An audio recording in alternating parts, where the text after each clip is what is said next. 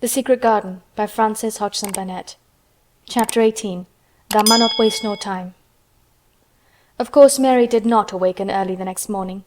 She slept late because she was tired, and when Martha brought her breakfast she told her that though Colin was quite quiet, he was ill and feverish, as he always was after he had worn himself out with a fit of crying. Mary ate her breakfast slowly as she listened.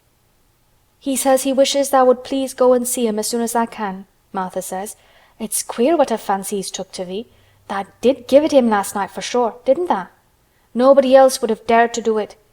Eh, poor lad, he's been spoiled till salt won't save him. Mother says as the two worst things as can happen to a child is never to have his own way or always to have it. She doesn't know which is the worst. Thou was in a fine temper thyself too. But he says to me when I went into his room, 'Please ask Miss Mary if she'll please come and talk to me.' Think o' him saying 'please.' Will you go, miss?" "I'll run and see Dickon first," said Mary. "No, I'll go and see Colin first and tell him— I know what I'll tell him," with a sudden inspiration. She had her hat on when she appeared in Colin's room, and for a second he looked disappointed. He was in bed.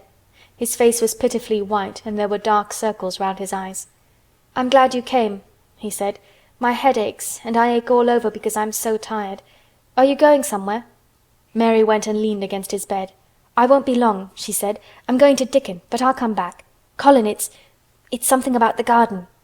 His whole face brightened and a little color came into it. "Oh, is it?" he cried out.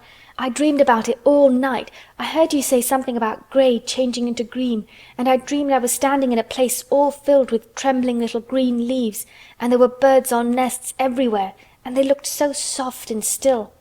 I'll lie and think about it until you come back." In 5 minutes Mary was with Dickon in their garden. The fox and the crow were with him again, and this time he had brought 2 tame squirrels. "I came over on the pony this morning," he said. He is a good little chap, Jump is. "I brought these 2 in my pockets. This here one is called Nut, and this here other one is called Shell." When he said Nut, one squirrel leaped onto his right shoulder, and when he said Shell, the other one leaped onto his left shoulder. When they sat down on the grass with Captain curled at their feet, Soot solemnly listening on a tree, and Nut and Shell nosing close about them, it seemed to Mary that it would be scarcely bearable to leave such delightfulness. But when she began to tell her story, somehow the look in Dickon's funny face gradually changed her mind. She could see he felt sorrier for Colin than she did. He looked up at the sky and all about him. "Just listen to them birds. The world seems full of 'em, all whistling and piping," he said. "Look at 'em darting about, and hearken at 'em calling to each other. Come springtime seems like as if all the world's calling. The leaves is uncurling so you can see 'em, and my word the nice smell there is about," sniffing with his happy turned-up nose.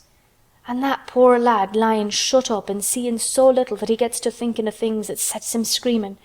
Eh, my, we mun get him out here.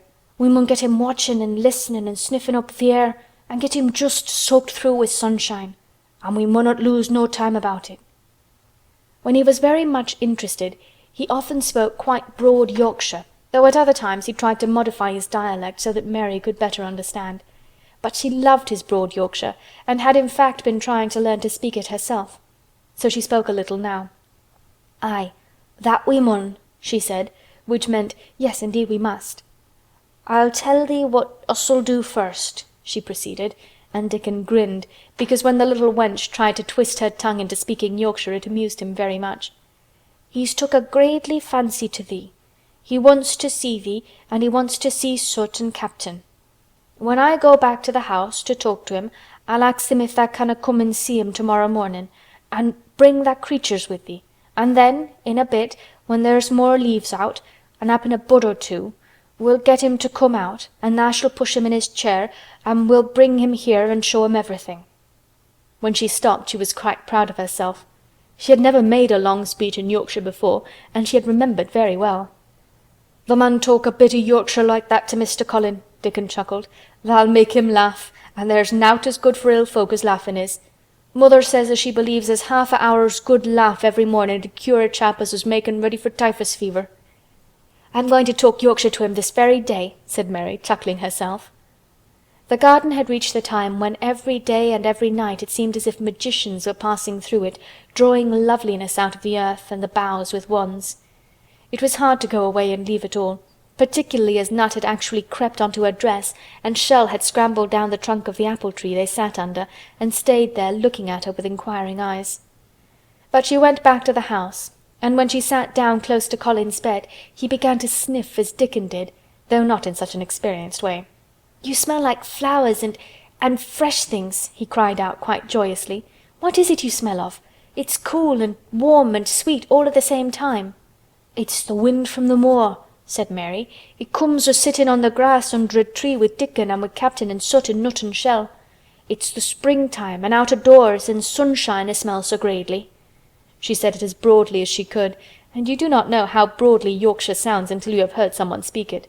Colin began to laugh. "What are you doing?" he said. "I never heard you talk like that before. How funny it sounds." "I'm giving thee a bit of Yorkshire," answered Mary triumphantly.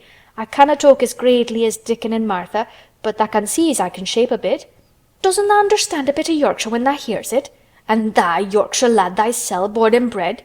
I wonder tha'rt not ashamed of thy face." And then she began to laugh too, and they both laughed until they could not stop themselves, and they laughed until the room echoed, and Mrs. Medlock, opening the door to come in, drew back into the corridor and stood listening amazed. "Well, upon my word," she said, speaking rather broad Yorkshire herself because there was no one to hear her, and she was so astonished. "Whoever heard the like? Whoever on earth would have thought it?" There was so much to talk about. It seemed as if Colin could never hear enough of Dickon and Captain and Soot and Nut and Shell and the pony whose name was Jump. Mary had run round into the wood with Dickon to see Jump. He was a tiny little shaggy moor pony with thick locks hanging over his eyes and with a pretty face and a nuzzling velvet nose. He was rather thin with living on moor grass, but he was as tough and wiry as if the muscle in his little legs had been made of steel springs. He had lifted his head and whinnied softly the moment he saw Dickon, and he had trotted up to him and put his head across his shoulder, and then Dickon had talked into his ear, and Jump had talked back in odd little whinnies and puffs and snorts. Dickon had made him give Mary his small front hoof and kiss her on her cheek with his velvet muzzle. "Does he really understand everything Dickon says?" Colin asked. "It seems as if he does," answered Mary. "Dickon says anything will understand if you're friends with it for sure, but you have to be friends for sure." Colin lay quiet a little while, and his strange grey eyes seemed to be staring at the wall, but Mary saw he was thinking.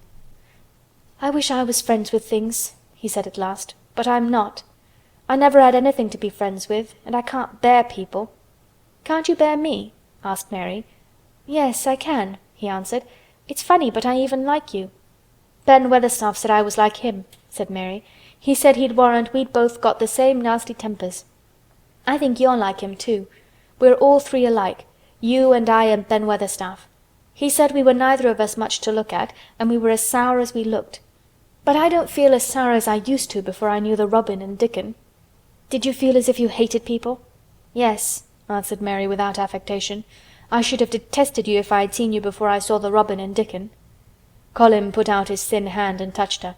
"Mary," he said, "I wish I hadn't said what I did about sending Dickon away. I hated you when you said he was like an angel, and I laughed at you, but perhaps he is." "Well, it was rather funny to say it," she admitted frankly, "because his nose does turn up and he has a big mouth and his clothes have patches all over them and he talks broad Yorkshire. But if an angel did come to Yorkshire and live on the moor, if there was a Yorkshire angel, I believe he'd understand the green things and know how to make them grow, and he would know how to talk to the wild creatures as Dickon does, and they'd know he was friends for sure." "I shouldn't mind Dickon looking at me," said Colin. "I want to see him." "I'm glad you said that," answered Mary, because... Quite suddenly it came into her mind that this was the minute to tell him. Colin knew something new was coming. "Because what?" he cried eagerly. Mary was so anxious that she got up from her stool and came to him and caught hold of both his hands. "Can I trust you? I trusted Dickon because Bert's trusted him. Can I trust you for sure? For sure?" she implored. Her face was so solemn that he almost whispered his answer. "Yes! Yes!" "Well, Dickon will come to see you tomorrow morning, and he'll bring his creatures with him." "Oh! Oh!" cried Colin out in delight. "But that's not all," Mary went on, almost pale with solemn excitement. "The rest is better.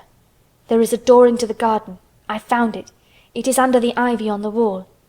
If he had been a strong, healthy boy, Colin would probably have shouted, "Hooray! Hooray! Hooray!" but he was weak and rather hysterical. His eyes grew bigger and bigger, and he gasped for breath. "Oh, Mary!" he cried out with half a sob. "Shall I see it? Shall I get into it? Shall I live to get into it?" And he clutched her hands and dragged her toward him.